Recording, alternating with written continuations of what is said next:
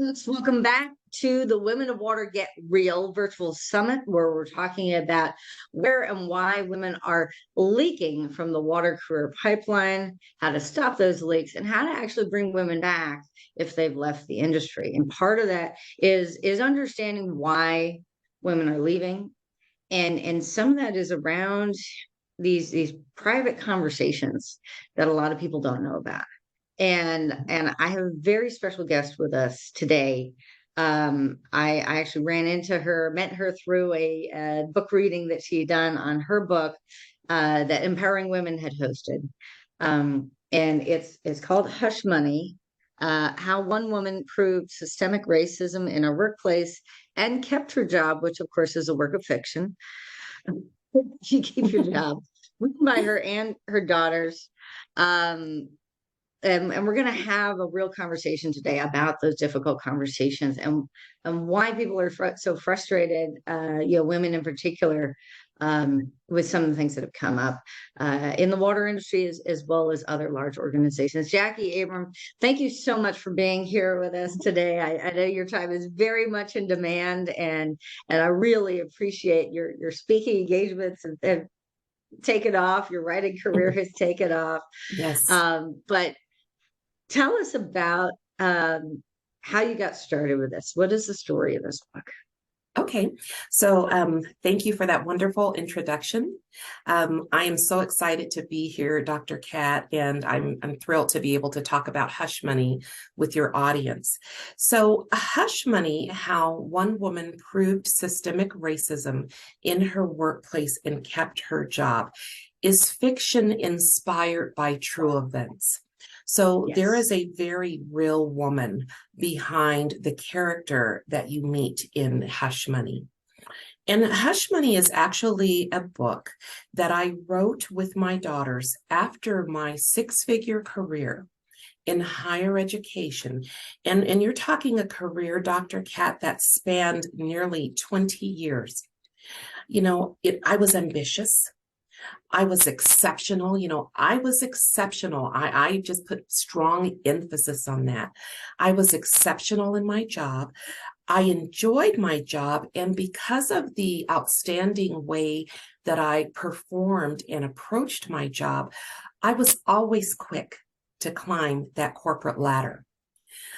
But here's what would happen, Dr. Kat. As I'm climbing that ladder based on my skills and my abilities, it wasn't long before someone in the organization would notice me. And the person who's noticing me, Dr. Kat, is not only in a higher position than mine, but they're also a racist. And before I knew it, that ladder that I was climbing up on and me, we came crashing down when that rug was pulled from under us. So the first time that happens, Dr. Kat, I was feeling some kind of way. I was traumatized, okay? I was humiliated. I was hurt. But I really didn't have time to stop and lick my wounds because, as you know, I'm a single mom. I'm mom and dad. And I've got these two girls that I need to take care of. And so you have to find the strength and the courage to pick yourself back up and throw your resume out to the wind and go back out there to find another job. But here's the challenge that came with that specifically for me. I ran from this job over here, Dr. Kat, because I was Black. And when I ran over here to this next job, guess what? I was still Black. And I go in, I am ambitious, I'm still exceptional. I start climbing that ladder again. And then the same thing happens. So by the fourth and fifth time of having everything that I had worked for and built in these organizations, and the security that I had sustained for me and my family, taken away from me forcibly, because I was Black, okay? You begin to experience some damage psychologically. And that's what happened to me. And I found myself in very dangerous territory mentally. And by the end of my career, I was on the verge of committing homicide because I very much planned to kill one racist boss and then kill myself. And so that just gives you an idea of how severely damaged I was by what kept repeatedly happening to me. Because when you're targeted and you lose your job, it's not just your income that you lose. You lose your ability to pay your bills. So you lose your home. You lose your ability to provide for and feed your family.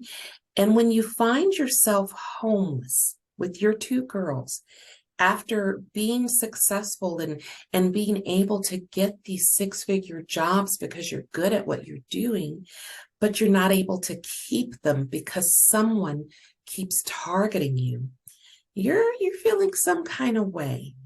And it was at that point that I decided to pull myself out of corporate America. I knew that there were other people at this point who were suffering just like me. And even though I was traumatized, I knew something that they didn't know. I actually knew how to fight back and not walk away from our jobs empty-handed.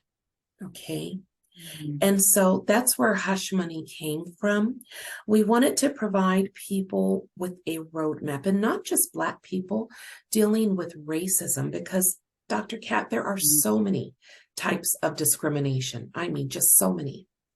And so we wanted to provide everyone dealing with any type of discrimination with a roadmap, a survival guide that they could use to negotiate their terms for how they left, which I call not walking away from your job empty-handed, or put yourself in such a position of power and strength that you can negotiate staying in your job if you so desire. And so that's where Hush Money came from. And Dr. Kat, you know my story. You know, I'm not a writer. I knew nothing about writing a book. My background is in finance. But it is such a powerful book, and what is so, I mean, it took me a week to get through the first chapter just because the way you've captured those conversations. Yes. It just cuts to the heart. And you know, as she described, it's like every chapter there's a new challenge and a new overcoming of that challenge. And she thinks everything is fine, and every chapter ends, or so I thought. Yes. And I think this is something, and you know, as I was, you know, we're at the tail end of our interviews here, and I'm so glad we were able to reach you, to include you in this program. But, you know, we've got 43, 44 amazing women and one trans man who started his career presenting as a woman. We have about half white and half Black, Hispanic, Indian, East Indian, Arab. We have people talking about intersectionality, about neurodiversity, about LGBTQ, about, and you know, when I heard you at Empowering Women, one of the things that really struck me was when you described the difference between someone just making, you know, someone in your office making random comments and annoying comments about your hair or your skin or whatever, versus someone in a position of authority. And I think one of the things that really matters in the water workplace is we are an organization, or we are an industry, a sector that is primarily large organizations. Okay.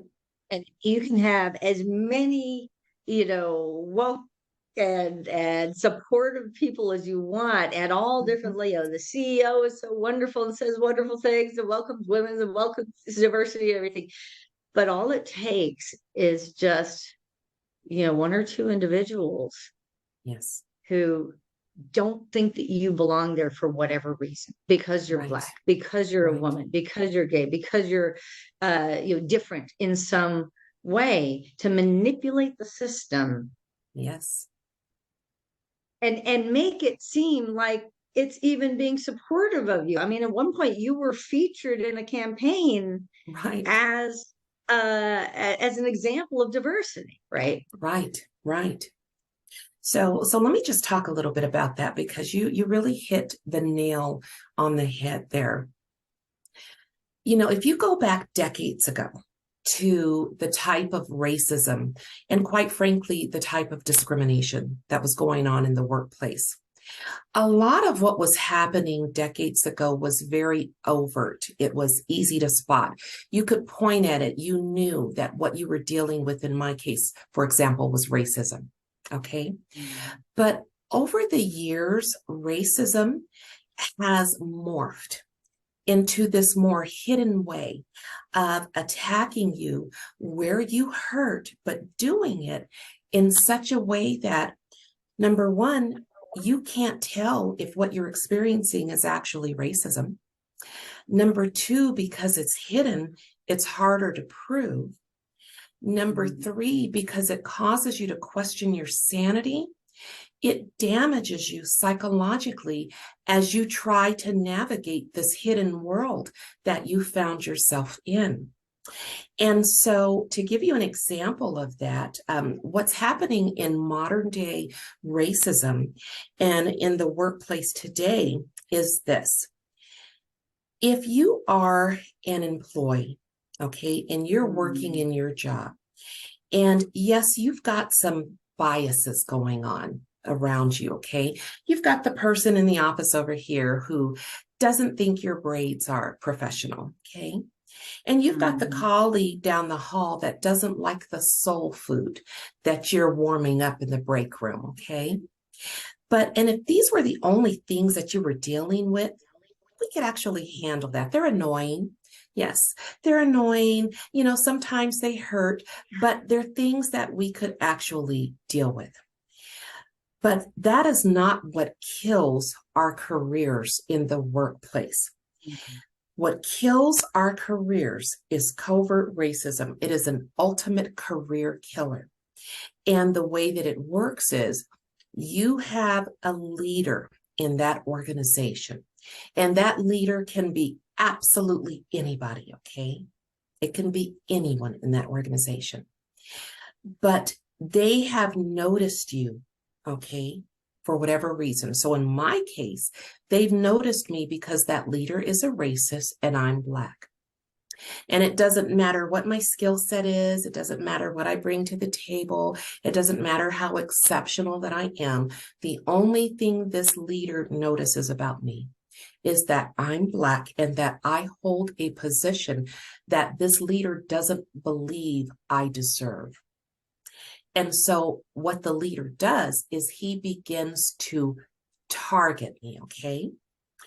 But he's targeting me, but because of his authority and power and influence in the organization, Dr. Kat, he's now inspiring other people in the organization to conspire with him.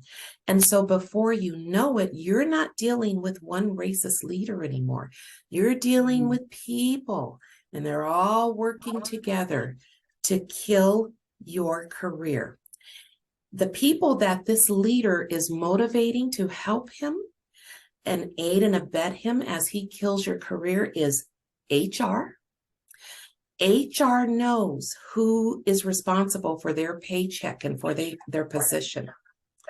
And so HR is one of these individuals in organizations that tolerate racism that is now conspiring with this racist leader. But in addition to HR, you've got your own employees, because while you're off at lunch, this leader is meeting with your employees and letting them know that there are problems with you and that he's going to promote this person into your position when he lets you go. And so now your employees are incentivized to help him. Yes. So he's getting you from all directions. He is working with other leaders and other departments that you have to interact with and interface with. And they're putting obstacles in your path making it impossible for you to maintain that exceptional level of work that you've been doing, because they want to paint you as incompetent. And then in my case, you've got IT, who has also been inspired. So IT now has you under 24/7 surveillance. Your electronic footprint is being watched 24/7, and they're looking for anything that they can use against you. And so you have all of these things that are happening on a daily basis. And before you know it, your career is being derailed and then ultimately killed. Does that make sense? Yeah, yeah, yeah. And you know, if you've watched a few videos, I've shared a number of my stories. I've shared stories of, being transferred up to an office, in the Canadian oil sands, and all of the men had either been promoted up, including men who were younger than me, and or hired away by the employees. And what they really needed was a woman in a management position to manage what was effectively an all-woman team. And when things came up and the younger women wanted me to go forward and say something, and everything went to hell. And I mean, I was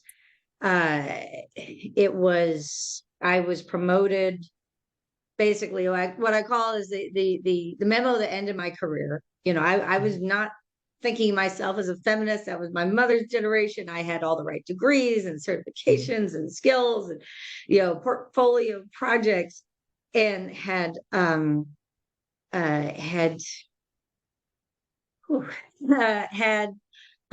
finally rationally, calmly sat down with the two principals in charge, and the one who recruited me up there, he and the one senior associate who was managing me, were the only ones whose wives worked. Okay. And it's very common in the professional services. And not only that it's mostly men, but men who are paid well, highly trained professionals who have stay-at-home wives. Yes.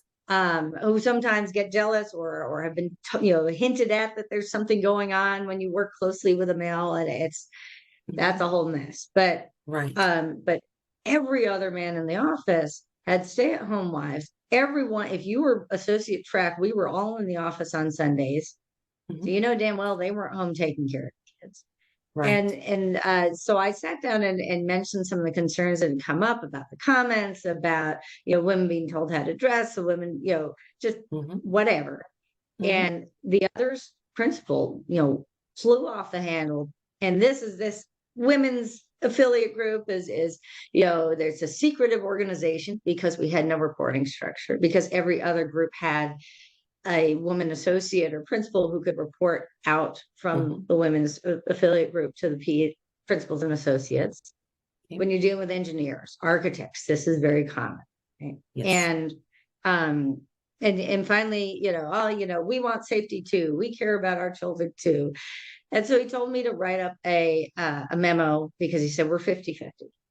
But he was including all the secretaries, and he was including the accountants and everybody else in the division. And this is something that's important, is that we've always had women in water as accountants, as admin, as HR manager, personnel manager, project coordinators, whatever you call them. And what's happening is a lot of, as marketing. And so women come in, and instead of being able to continue developing their technical skills, whether it's as engineering and science or economic analysis, regulatory affairs, what have you, it's, you go deal with the clients, you write the proposals, you write the reports, you manage the team, you deal with health and safety training and recruiting, and all these non-promotable tasks. And basically, the end of the story is that I wrote a very short memo that said, if you just look at the engineers, here's the numbers. And I had a bar chart. So very clearly, level 1, 2, 3, I can't remember if it's exempt or non-exempt, the ones that don't get overtime, all women.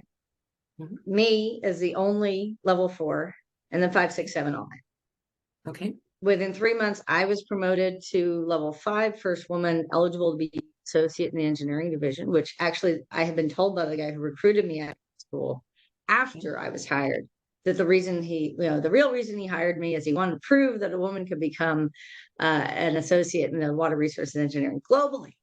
Okay. And at the time I was like, yeah, bring it on, woman, here we were, I can handle this. He ended up leaving. Okay. And that's when I did the transfer. And we and 3 of my level 3s got promoted to level 4. But the 2 younger associates who had been objecting to my transferring up there, including the one who was actually in my field, the one planner that I was looking forward to working with. Yeah. They were put in charge of my projects and started signing off on projects I'd worked for 2 years. It was things like, getting a giant NEPA study, these environmental impact assessments, and going to page 6 and saying, oh, look, we don't like that comma. You have to print and reassemble the entire report, adding all this, bill, charges to the client. Wow. Or with a new date at the bottom before he would read the next page.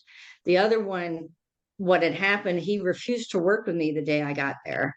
And so it happened that I sat next to the deputy, the Alberta Environment deputy minister, who was in charge of this new Water for Life program. And we had talked at a professional luncheon about what I'd done for Colorado's water board. And so suddenly, boom, my first month there, I get a sole source project for Alberta Environment. And the other guy was curious because he had never, it is all his, 10 years working with that company, he'd never been able to get an Alberta Environment project. And I had to review a list of 40 different technologies. And he wanted to promote something that he used to do in Saskatchewan and refused to sign off of it unless I added a whole new chapter on my own time, just on that. Again, running up bills. Those tactics are just horrible. They had grievances against, they never told me what the grievances were. They just said it was very serious. I could be fired immediately. And when I went to see a lawyer, and you talk about going to EEOC, I wish I had your book, because I went to see a lawyer who gave me really bad advice and took a whole bunch of money and then ghosted me. And I kept chasing him, giving more money because he told me about constructive dismissal. And said he was going to give me a letter to provide to HR saying, this is constructive dismissal, because I was documenting. I knew how to, I used to work for a law firm. I know how to document stuff, but I didn't get the letter from the lawyer. And finally, and whenever I finally reach him, he'd say, oh, well, this phone call, you just used up your retainer. You need to send more money. He was basically milking it. And after after the 3rd time, like 6 months later, he had a law clerk or a legal intern or something write a paper about constructive dismissal. And I was like, what the hell am I supposed to do with this? And somebody had told me about stress leave. It's like, look, somebody said I could get some more time off because I was already time off for surgery I had. And he goes, well, of course. I tell all my women clients to take stress leave because women just can't handle working in the oil sands. Wow. From the lawyer I've been paying to help me. Now, you didn't go that route. What was, just the skinny on that. So let me talk about Ebony. So Ebony is the character in my book. And what Ebony ended up doing, so let me first just talk about the comment you made about the EEOC. Now, I personally have nothing against the EEOC. However, in every instance that I've talked with in terms of, my experiences, my children's experiences, and people who seek my guidance, as well as Ebony, the character in my book, the state is the more effective route for us. Because the state has the same civil rights division where employees can file a charge of discrimination, but a lot of people don't know that that option is available to them. So they go the federal route with the EEOC. And again, I can remember which one it was, but it wasn't going to a private lawyer and giving them all thousands of dollars. Well, here's the thing. There are several hush money books, okay? When Ebony first started her journey in book 1, she utilized an attorney, but she did all of the work. See, people mistakenly believe that an attorney is there to build your case for you, and that just is not true. The attorney is only going to be as effective as the evidence you provide. So with hush money, one of the reasons, Dr. Kat, that this book that I wrote from a place of pain after my career was killed and I ultimately left corporate America. And I like I said, I didn't have a writing background, had never written a book, didn't really know how. I'm a number cruncher. My background's in finance. I couldn't get a publisher for our book. Publishers said, well, racism in the workplace is not really a big deal. And I said, that's just because you can't see it. It's hidden. It's harder to prove. So we decided to self-publish. The total investment that we made in our little book to self-publish was $22 US. And that was just to have a cover created. So then I pile these books into the trunk of my car, Dr. Kat, and I sell these books at parks and pop-up shops to literally anyone who would listen to me. And 7 months later, Dr. Kat, this book made it from the trunk of my car all around the world. It became an international best-selling and award-winning book featured in Forbes. It became a #1 Amazon bestseller. And in fact, the first country to put hush money on the #1 Amazon bestsellers list was Canada. And then on top of that, it was #1 in best eye-opening African-American women's fiction on Goodreads, and it still is. #1 in best books to improve your social justice awareness and racism. It was the gold medal recipient from Reader's Favorite for social issues novels. And Dr. Kat, the reason that this book was spreading around the world and that people were calling it their roadmap, their survival guide, is because it lays out a strategy that most people would never consider, most people would never think of. Most people have never heard about how to fight back and prove the discrimination that you're experiencing in the workplace. And again, negotiate your terms for leaving. Don't leave empty-handed or keep your job. But that's why this book, like I said, a book that I wrote from a place of pain with my daughters, is making its way all around the world and is doing so well. It's not because it's another book about systemic racism. It's because it's a book that gives employees a roadmap for how to fight back, but it also does something very special for employers. Employers who truly want to prevent racism and other forms of discrimination from occurring in their workplaces, they cannot fight what they cannot see. And like I said, what's happening is hidden. It's under the surface. You can't see it. You don't know it's there. So employers bring me in. They buy my book for their leaders. Amazon just had me facilitate a global DEI workshop in Seattle for all of their top leaders.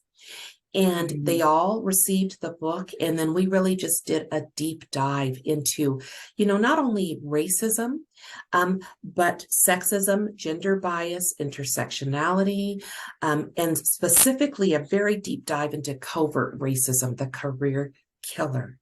And so this book is a compass for employers to help them see what up to this point they cannot see. Does that make sense? Absolutely. And some of the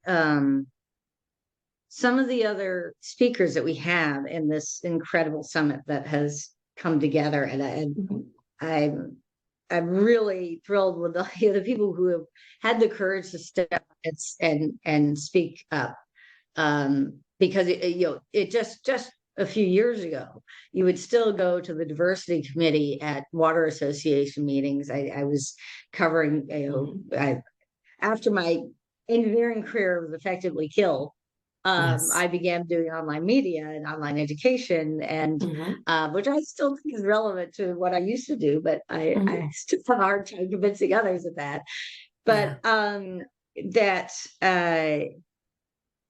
was at a conference and I stopped in the DEI meeting, and they were about to have there are these transformative issues symposiums for some of the things that the big associations, it's not really a high priority for them so much as the members, the individual members, the leaders of organizations.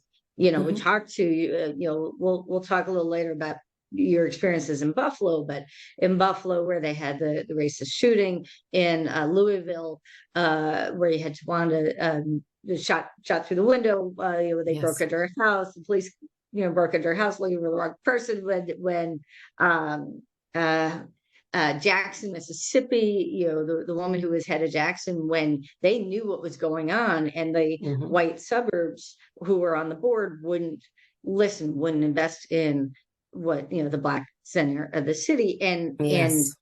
But especially with some of these hate crimes, when that happens, it affects the whole city, and often utilities are one of the largest employers, and it upsets the whole balance of everything with all the employees as well as the people that they are serving out in the community. Yes. And when you have racial tension in the community, it affects the utility very much. So they wanted to have those conversations about racism. They had an event, and they called it Celebrating Diversity, celebrating our differences. It's like you can't just talk about the celebrations. But the one before that was on workforce. And a big issue is all these older, mostly white male water leaders are retiring, and people have seen this for well over a decade, and say, oh, we need to get more women, we need to get more minorities and people of color into the water workforce. Never mind about the ones who already left. And I went to the diversity committee, and it's like, are you guys going to be there? Are you guys going to be presenting? Are you are you active in this? It's like, no, that's the other association is taking the lead on it. It's not our association. We don't do that. And I was like, well, you see the relationship between diversity and bringing in the workforce. I was like, well, we don't talk about that because it upsets people. Right.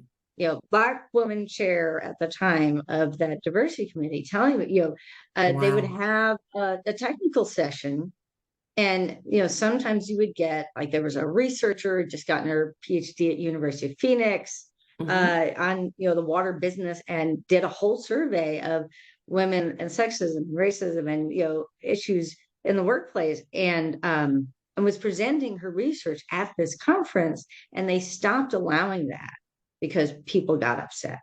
Wow. And they have a new, younger generation. There's a new head of the DEI committee. There's a number of utility or of consulting firms that now have created water equity practices. And so there's kind of mid-career, Victoria, Walt. I'm going to forget all the names now. Sorry, my coffee hasn't kicked in yet. Oh, no worries. Karen. I'll put links on the page, and when we publish it, there'll be a whole page, and there'll be plenty of opportunity, links to the book, links to other information, good resources for you. But who's doing water equity in the water workspace, and and they, especially after George Floyd, that really shook things up fast. Yes. We have a lot of people of color in the industry, and especially you combine George Floyd with other issues in COVID of who were the essential workers who were literally risking their lives in the first few months of COVID, when we didn't have the vaccine, we didn't know what caused it, and who was at home working on their computers, and who was out in the trucks trying to fix the lines and make sure we still have water and sanitation. And there was tension, a lot of tension. Oh, I can only imagine. Yeah, it's really unfortunate that some organizations are more concerned with people's comfort levels instead of having those real conversations. But fortunately, there are organizations who want to have those real conversations, and those are the ones who reach out to me. Because I'm no longer in corporate America, I don't bite my tongue. I say what I know needs to be said. I can be the voice for the voiceless, because there are still many folks who are in corporate America that cannot speak up. You know the consequences of speaking up when you work in corporate America. So I have become a voice for those folks that cannot speak up because they cannot risk their income. But since I'm no longer in corporate America, I can do that. And you know me, I don't sugarcoat anything. I give it to you straight, no chaser. Yes, but and I mean, you really, I mean, in a very intelligent and in a way that I think people who really care about this stuff are going to want to hear. Yes. And it is easy for anyone, especially if it's happened to you. And I think one of the reasons that you mentioned to me before that you started this is when your daughters, your co-authors, began to have the same experiences.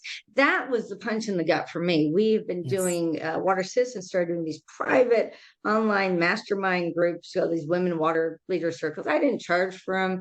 It was available to anyone, anywhere, especially Yes. after the Me Too movement 5 years ago. The association started having, the Women in Water group in, Illinois and California and, Florida or whatever. But you had to have a Mhm. population center that was large enough that you have a critical mass of women to have something like that. We could reach anyone online, women from Idaho and Hawaii and wherever. And typically, especially in the smaller firms, still the only woman in the room. And it was usually Generation X. It was usually those women, or older. It was usually those women who had gotten into leadership and they no longer had, the group of other women around them. It Yes. was, and it gets lonely at the top and they can't Yes. ask for help where it looks like they're incompetent or what have you. Right. And so to have that private space. And then suddenly 2020, we started doing these again right after COVID started. And Mhm. all of these millennial women started showing up. And it occurred to me that the oldest millennials are turning 40. Right. And you talk about the great resignation. This is one of the critical leak points in the pipeline is when Yes. women get to the point where they should be stepping into more leadership roles, and they Right. may find themselves in situations where, and one of them's, I don't want to get into details of who said what or anything. Obviously, there's private, but women who have become that essential right hand man to their boss and don't get Right. promoted because he relies on her to do all the stuff that he isn't doing. He gets all the glad handing, he gets all the the company bonuses. She's there Right. to do work. And we see that deputy dog syndrome all over the place. Women getting up Mhm. to the number 2 spots, they're falling behind, carrying all the books and all the, Yes. reports and everything, and the Mhm. guys out front doing all the speaking. Well, there was a woman, and I cannot think of her name. I wish I could remember it, but she coined a term a while ago. I think it was in 2013. And when she coined this term, she was referring to it in relation to, you know, a um, a white woman in corporate America who hires a Black woman in corporate America, and she wants to help her grow. She wants to kind of take care of her and nurture her and be there for her and give her support and do all of these amazing things for this Black woman that she's brought into the organization. But as soon as the Black woman starts coming into her own confidence and showing her own skills and her abilities, then the relationship disintegrates. And so the phrase that she coined was something called pet to threat. And so I thought about that as you were talking, because I could see that actually having that same effect with the men in the organization that you were describing, where they're out front, they've got this right hand person. And as long as this person stays in the role that is beneath them and continues supporting them in their role, the relationship fosters. But as soon as this person comes into their confidence, steps into their experiences and their abilities, this person then sees them as a threat. Does that make sense?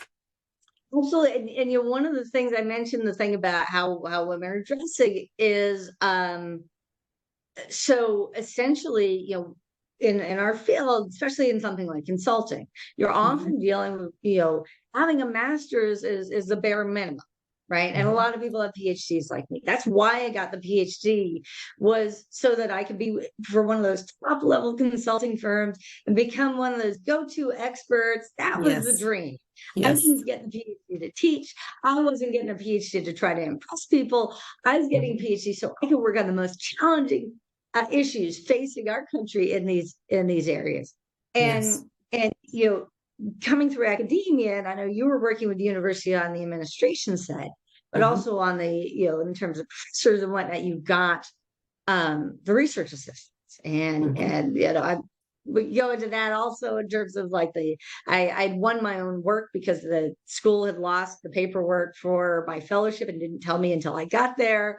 Losing my in-state residency in North Carolina, driving cross country to Colorado, was in this decision support system group where the guy would win multi-million-dollar contracts, and he had mostly women and international students who were also kind of trapped in those positions that they would do all the work for him for $20 an hour or whatever they were paying grad students, probably even less back then. But I had my own money from my own contract. And it was when I won a second contract, and he suddenly sees another $20,000 on the books, and he's told that he can't spend it because it's my money.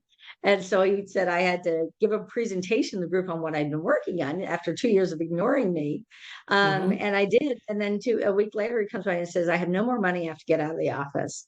And I calculated I still had like 17,500 left. And somebody let me work in a closet in the Water Institute to finish my dissertation. And the guy was my co-advisor, and he still tried to block my pay.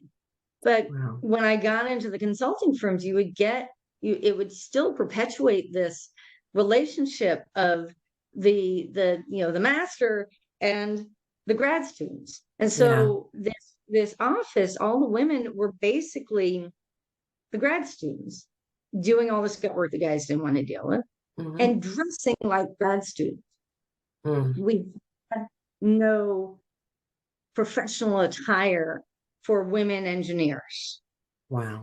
You'll see women in marketing, you'll see women in accounting or whatever, and they're all dressed in the nines and the high heels and everything, which is not practical if you're ever going to a job site.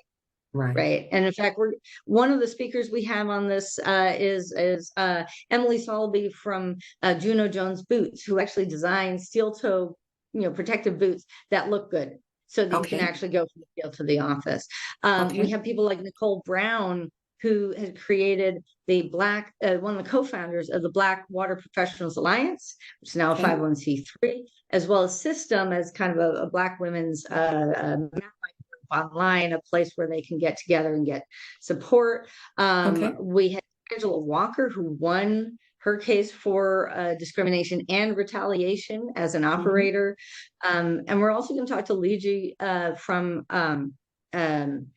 Metropolitan Water District of Southern California. I think this is the biggest story that nobody talks about in the industry. So basically, a year and a half ago, the LA Times started reporting about, they talked to several women who had become operators. And I think part of this is this little operator program that got a bunch of money, the school that got a bunch of money to, we're going to keep more women. They're pouring all these women in the workplace as operators, and the operators were not used to having women, and there were incidences of harassment, of assault. And whenever women went to HR, they were retaliated against. They were sent to a site 4 hours away each way, away from their kids, or then transferred back to work with the same guy who had assaulted them. And finally, they went to the LA Times. And then, after a few of these stories came out, they initially tried to blame the operator boss who got fired, and had the consultant do a study and said, there's no problem. There's no systemic racism. There's no systemic harassment. There's no retaliation. The general manager conveniently decided it was a good time to retire. They brought in a guy that I know well, who had been, I've interviewed him before. Adele Hagkill is fantastic. Stepped in, and they had been working to develop new ways of dealing with things. But in the meantime, the state did an audit, and the audit came out like weeks before this celebrating diversity transformational program. Nobody talked about it. It's like, how can we talk about diversity and not say, look, like in this industry, anytime there is a spill, anytime there is a labor dispute, anytime anything in the water sector makes the news, you Mm-hmm. go to a water industry conference and you can count on seeing the general manager of that utility with their peers doing essentially a post-mortem, just like doctors would when somebody Right. dies at a hospital. And Mm-hmm. nobody was talking about this in the entire water industry. And And that's so, why DEI yeah, is not as effective as it could be. you know, yes, um, Especially when you're talking about the effectiveness of DEI for Black people and Black women specifically. It is just not effective. And the reason is because people don't want to have those hard conversations. So in organizations that truly want to make positive change, they have to couple, okay, DEI with anti-racism. There has to be training on racism that goes alongside that DEI and not just, a little 5-minute blurb, because if you think about where DEI originated from, it was birthed right after the civil rights movement. The whole beginning of DEI started with racism and race. So you can't exclude that from the right. conversation. Yeah, yeah. And couple things I want to talk about white women, but I also want to mention you mentioned earlier about this doing it in a way that causes you to question your sanity or question your capabilities or what have you. And Mhm. and one of the things that really got to me, there was I've done a lot of work with very high level people in the industry. I like men, I like working with men. One of the reasons I'm in this industry is I like the very mission driven, let's be part of the team. We don't have to like each other, but we're going to pull together and we're going to get stuff done. Right. Mhm. And there was a guy who was head of like chief sustainability officer for a top, right when the CEO water mandate came out and everything. And he was there on behalf of one of the large beverage organizations on at a hearing on Capitol Hill on water and energy in buildings and how they were becoming more water conserving and everything in their facilities and plants all over the world, and very smooth talker and everything. Mhm. And he's now retired. And so, of course, he's asked to be on all these boards, which, by the way, this doesn't happen as often with women. So as soon as guys retire, they have a whole second career ahead of them. You have all these startups and whatnot that are filled with younger women and old white men that they bring on to be advisors because, oh, you know so much, you have so many connections, we need you to help advise us. They leave out the women, older women and retired women. They're not asked as often, and if they do, often they also are so burned out 2 years in the Yes. industry, they may not be available. But so he has become very influential as a board member, as a retiree with his big pension from his big corporation. Okay. And he forwarded on LinkedIn an article on gaslighting. But he Okay. didn't just forward it, he forwarded it with a comment in which he was wondering, he's like, I don't think that anyone trained in science, would be able to be gaslighted because we're so rational, that wouldn't happen to us. Wow. And I kind of I made a response, and I ended up deleting that response because it almost looks like you're attacking this sweet old man. If you say, because I actually gave him an example of, here's what can happen. Let's say that you're on one of these boards and somebody begins to take away your authority on the board and say, well, you might have he might have a problem with his memory, or he might not physically be able to do this. And I mean, Mhm. that's usually when men experience this, is only when it's in the form of ageism, Okay. that they start to lose, make them angry. Right. I've been in a building with a lot of retired people and men who can't be in charge of everything after running giant agencies get very angry, I've noticed, especially if a younger woman tries, I'm not that young compared to them, I'm very young. 30 years younger. And it's just this,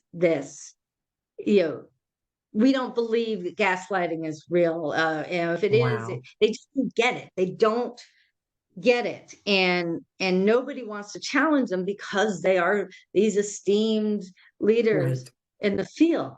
And Mm-hmm. I'm not trying to attack anyone, but somebody, it's not me, one of the other men has to actually sit down and explain what gaslighting is, because if we Right. don't call these things out, Mm-hmm. then that becomes a myth. And so often when men are part of these conversations, especially, very smart people, they don't come in and say, Jackie, I'd love to hear your experiences and how can we really try to change our, put in procedures in place. They say, I read this on, in Business Insider. I read this in Harvard Business Review, and this is what women want. This is what Black people want. They read about it, and then Right. they explain They read about it. Right. Exactly. And to teach you what they know about racism. right. Sexism. Oh, that's hilarious. And that's why, Uh, that's why DEI is not as effective as it can be in organizations that have that mentality. We're telling you what it is, and you don't want to hear what it is. And one smart of to the be racist. things, We're too smart right, to be right. sexist. The blue collar stuff. We don't do that. Well, and one of the things that I say, Dr. Cat, is okay, when it Yes. comes to, because remember, covert racism is a career killer, okay? And so one of the things that I emphasize is when it comes to covert racism and the targeting that goes on to kill a person's career. And quite frankly, this is all forms of discrimination, because it's now being done at this more effective hidden level with all types of discrimination, okay? Mm-hmm. What's happening is not unconscious. It is unconscionable.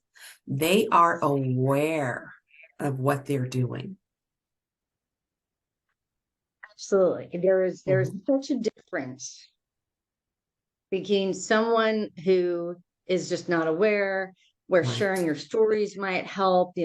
Oh, I care about the environment, I care about water, I care about people, of Mhm. course I care about, and there's that good guy syndrome, I think, where people want to believe that someone's a good guy because you had a beer with them at a conference, or you Right. hang out with them at the golf fundraiser or whatever, and this guy seems like a good guy. I can imagine they would do something like that, versus Right. someone who has a deeply held belief. It might be a religious Mhm. belief. It might be the part of the country that they grew up in. Right. They actually believe that certain people are inferior, that certain people are, and you see, the women doing the admin and marketing stuff, and the Mhm. Blacks doing the labor stuff. You can be head Mhm. of, oversee all the other, you can be the overseer for all the other operators, right? Right. The Asian doing, the computers, I Mhm. mean, it's just, we have these, and it's not just conscious bias, unconscious bias. We know enough about this stuff right by now Right. Right. be able to question that. It's um if somebody's really arguing hard for someone not to have a position, if they're blackballing someone, I mean, and Right. when someone is trying to blackball someone, Oh, right? yes. If someone is getting angry about someone getting into a position, Yes. ask why. Why do you feel That, so strongly about this person? that's right. That's right. You know what's interesting? So I don't know if you remember, this was probably about 5 months ago when Disney made the announcement about the 2023 remake of the Little Mermaid. And Mhm. the racist backlash that came immediately afterwards was off the charts. I mean, millions of people, Dr. Cat, millions of Right. people took to social media to express their outrage in the fact that a Black woman was cast as Ariel, the fictional underwater fish woman. They didn't think she was qualified to portray. And, Right. I just found that very No. fascinating, because it's like, okay, So these millions of people came forward, Dr. Kat, and they expressed their outrage. I mean, millions and millions of people expressed their outrage. And I sat back and I thought about it and I said, okay, of all of the millions and millions of people who cannot accept a Black woman in the leading role as a fictional underwater fish woman, how many of those same millions of people are working in your organizations with Black people that report to them that they also cannot accept? Absolutely. Absolutely. And of course, you know, in the STEM world, we got a lot of geeks, a lot of Tolkien readers of The Hobbit and what's not. And there you had Black elves, and it was the same damn. And if you can't imagine a Black elf or a Black mermaid as a fictional character, how are you going to picture a Black scientist or a woman engineer? That's right. I mean, it's people who don't belong in their picture of what's in their storybook. In fact, there's a movie that came out that helped to illustrate the findings of the National Academy of Sciences study on this. And people these studies and they put the quotes and they put the little factoids up on their memes or whatever. Yeah, 14% this and 50% that. But when you really dig into these studies and you hear the stories, right? And so they did a movie of some of the stories of the findings of this National Academy of Sciences Study Committee on Women in STEM. There was the women from MIT that were consistently getting poorer quality, less lab times, less lab space, less access to graduate students, and told that they weren't, and were actually literally measuring, getting out a measuring tape and measuring their offices to be able to prove that they, you know, this whole gaslighting thing. And they didn't say anything until a group of them came out together. And one of them is like, you know, how much more could I have contributed in my field? How much more publishing could I have done if I weren't doing this? They also had a Black woman who was consistently mistaken for a janitor or told you can't park here, it's only for faculty, right? They had another woman who was doing research in Antarctica. And I actually heard from someone from one of the water utilities who had studied with that man and had an opportunity to go to Antarctica with him. And the harassment this woman experienced, and the other student didn't say anything because she didn't say anything. Right, just stranded in Antarctica with this guy, like throwing rocks at her when she tries to pee and following her and then calling her horrible names. And she finally did sue him. But wow, and this stuff happens. But they named it Picture a Scientist because of this idea that when these experiments that were done with kids, draw a scientist, draw a nurse, they draw a woman, draw a scientist, they draw. That doesn't grab the average person, a name like that. And so I think a lot of people didn't see that film, but they need to. If you haven't seen Picture a Scientist, you need to see it. Because it's only when that's why we call it Women of Water Get Real. We can't just have things like this new nonprofit that's raising all this money and awareness about gender parity in water by a woman who has no connections to water, who was only told by the guy who gave her, the steel magnate who gave her, $250,000, that it has to be about getting kids interested in STEM and getting interested in water. And it's the front of the pipeline stuff. And it doesn't matter how many people you cram in the front of the pipeline if we're leaking through the pipeline because of exactly these sorts of issues, why we are leaking from the pipeline. Well, I cannot thank you enough for, bringing me in and talking about this. I love having these deep dives and real conversations. And I hope that my time on your show was valuable for your audience. And one last question. I know you've got to go, and I do too. Absolutely. I'm actually talking to an HR woman who's working with the Georgia water professionals at the top of the hour. I just got the reminder. But one thing that really comes up around racism and I see what's been happening with the Black Water Professionals Alliance and how supportive they've been, how they have really been at, just about every water organization you go to since live events have come back. First of all, there's a lot more Blacks on stages, right? Okay. Sessions and, general sessions and topics about DEI. A lot more, we just had our first Black woman president of Water Environment Federation, first Black woman to become president-elect of American Water Works Association. O.J. McCoy from Buffalo is first Black chair of U.S. Water Alliance. Well, one of the reasons they're doing a lot of studies on things like, the Water Access Gap Report, which I've mentioned several times during this event. Yes. 2 million people in the U.S. don't have water and sanitation, and how that's most closely aligned with race. But there have always been women in the water industry, as I mentioned. It's admin, marketing, etc. And I've actually had women refuse to do work for me because, they don't want to work for a woman.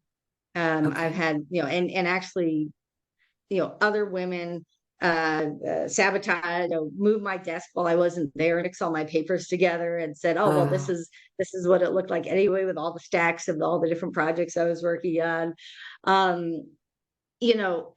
There are a lot of equal opportunity Karens out there. So there's a lot of, we're trying to get our way up into the firm. And a lot of white women in particular, I think, we invest so much time, money, and effort in getting trained in these fields. And there's so much pressure to be silent. I think of the number of women I didn't get in this summit. Women who responded to some of the things we were posting about the pipeline and some of the stats, as we were preparing for this summit. And when I asked them to speak, they were afraid to speak. Women are scared of speaking. They don't want to end up like I did, not able to work in my field. Right. They don't want to take that risk. And once you're trained in these highly trained skill sets, whether an operator or plumber or an engineer or scientist or lawyer or whatever, you can't go back to working as a secretary or a marketing assistant. Or, I know so many women who've started businesses like me who are not really entrepreneurs, like working alone. Right. I'm not, I don't have kids at home to take care of. I'm here because I can't get back on a team. Right. And especially for white women, they're scared they won't get tenure. They are scared they will lose their job. They don't want to be labeled, and there's implicit and explicit threats of, I've had people come over me at conferences and say, are you doing yourself? Like, over me with arms out like he's going to hit me. Physical intimidation. Right. And so women stay silent. And in the Black community, there's support. There's had to be support, going back centuries. Right. Of banding together and having that history of let's band together and let's support each other. Right. And that's how we have so many Blacks coming into leadership. It's not a plot or anything. It's just that, they have a place to turn when they have a crappy day and want to talk about it. White women have to stay silent. Oh, you got to stay positive. Well, and let me just clarify something. So when you're talking about racism in the workplace, sadly, Black people don't get the support that they need, even when there's multiple Black people together. Because when you are someone who is targeted, you literally are on an island by yourself. Even though there may be other Black people in the organization, because they also suffer in silence. There is a phrase that many people, especially, throughout my lifetime, they would have said, don't make waves, don't lose your good job. And so when people see one of their own being targeted, okay, they know it's wrong, they feel pain for you, but most times they will not intervene. And the reason they won't intervene is because they fear that if they get involved, that racist leader who's targeting you will also start targeting them. And in fact, Dr. Kat, normally when you have all of those people that are being inspired to conspire with this leader, some of those people are Black people that he has now given power to do his dirty work and to target you for him. So it's not as supportive as you might think. Now, where there is support, though, is for the many of us who are or have gone through this, or who are currently going through this. We are no longer being as silent as we used to be. We're coming out and we're finding each other, and we're having those conversations. We're validating our experiences, because oftentimes when you are on that island by yourself and you're psychologically damaged, you think there's something wrong with you. And so it's nice when someone else comes forward and says, me too, that same thing happened to me. And so that's where our support is coming from, not necessarily in the organizations, but in other places where we're finding each other. And one of those places has been LinkedIn.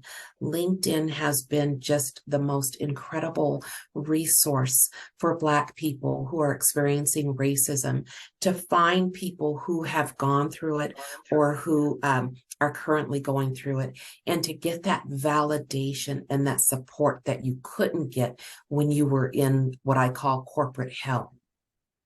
Yeah. Does that make sense? Yeah, absolutely. And, okay. And we do, and your book does talk about another Black woman who was there, and there's colorism, and there's, just that fear that, I don't want what happened to you happen to me. Have you read book 2, the sequel to Hush Money? Yeah, I saw the similar. I didn't realize there were 2 separate books. I saw they had a very similar cover, but I'll have to read book 2. Yes, so book 2 is called read the sequel. Well, we'll have to have like a book club reading or something. Oh, absolutely. Why we're having this as a summit, right? Rather than, if I just did a podcast and I had one of these a week and I have to promote each one each week, but to have this group of almost 50 women and one trans man talking about their experiences. Yes. And it allows people, gives people the courage to speak up. Yes. Well, and in the sequel, which is called Hush Money, The Cost of Being Black in Corporate America, it literally picks up where this book ends and finishes the rest of this very explosive, provocative story. But in book 2, you find some of the other isms that impact Black women specifically in the workplace. That book was published January of last year, I want to say. And the 2 books together just provide a very deep understanding of what it's like, what it's, looks like, feels like, smells like working while Black. But right now, I'm working on another project with a young man that I met as a result of my trip to Buffalo. And, that is, I was telling you a little bit about that earlier today. I had planned a trip to Buffalo. The NAACP sponsored me to speak to the community. This was later in the year, after the racially motivated mass shooting at Tops Friendly Market. And so as I was getting ready to make this trip, someone reached out to me on LinkedIn, and he said, I hear you're coming to Buffalo. And I said, yes, I am. And he says, I was wondering if I can help with your event. And I said, well, okay, absolutely. Who are you, and what would you like to do? And, he said his name was Mark Talley. And he said that his mother was at the grocery store shopping for lunch meat with her fiance, because they had a picnic the next day. And she remembered that she needed iced tea. So she sent the fiance to go get iced tea. And that's when the shooting began. And this racist killer, as he's hunting down Black people in this grocery store, he ran into the aisle where his mother was and shot her in the head twice while she was carrying lunch meat.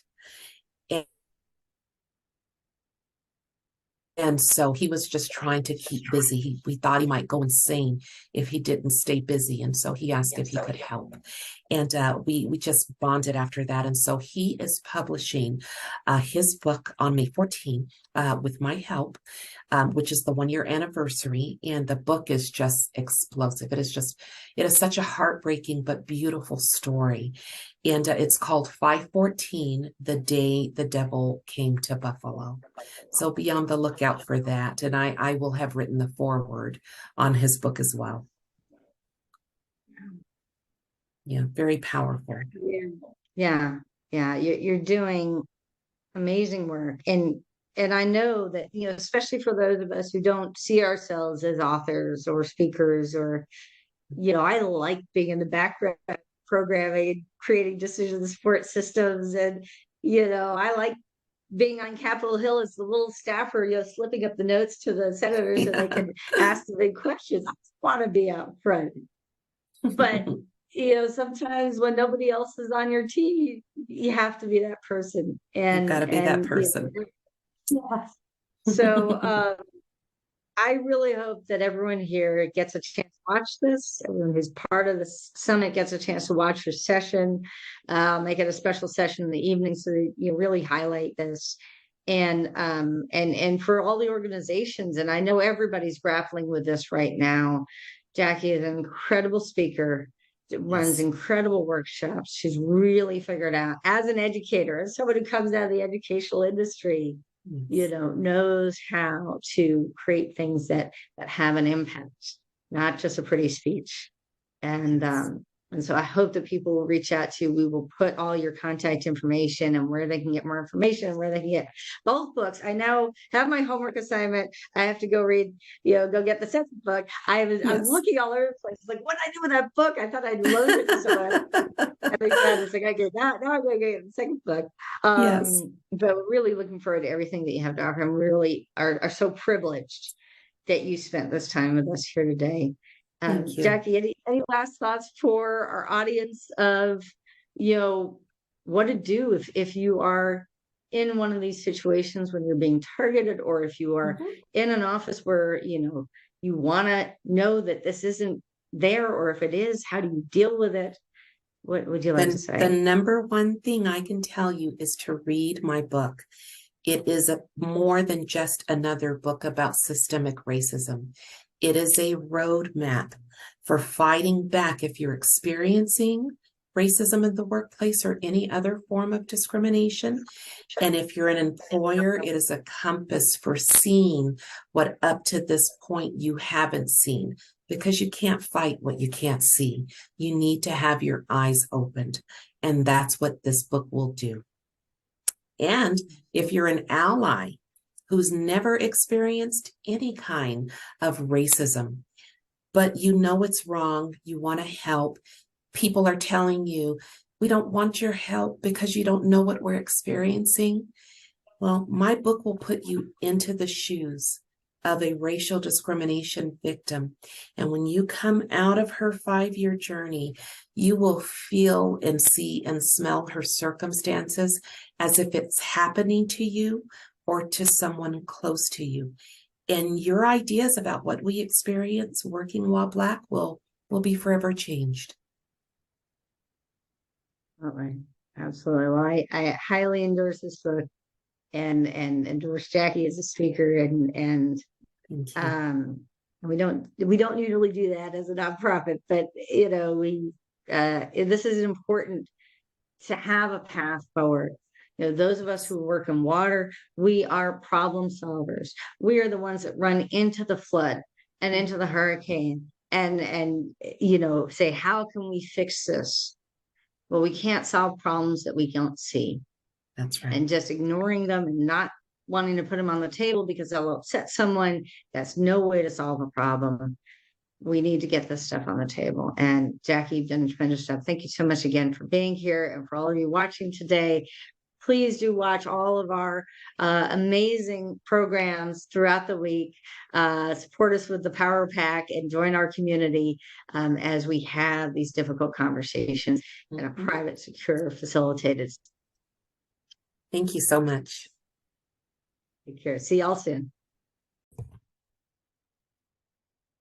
Thanks so much for joining us for this extraordinary conversation, one of 45 extraordinary conversations we had as part of the Women of Water Get Real virtual summit, where we explored where and why women are leaking from the water career pipeline, how we can stop those leaks, and even bring women back to water. I hope that you will enjoy all of these amazing interviews. If you don't have a chance to watch all of them during the summit, you have the opportunity to join us with a power pack and get lifetime access to all the videos, as well as an opportunity to join us for 30 days in a brand new community where we will dig even deeper in live facilitated conversations about some of the issues that are facing women in water. Look forward to seeing you there. Please join us at watercitizen.org/women, watercitizen.org/women for more information. See you again soon.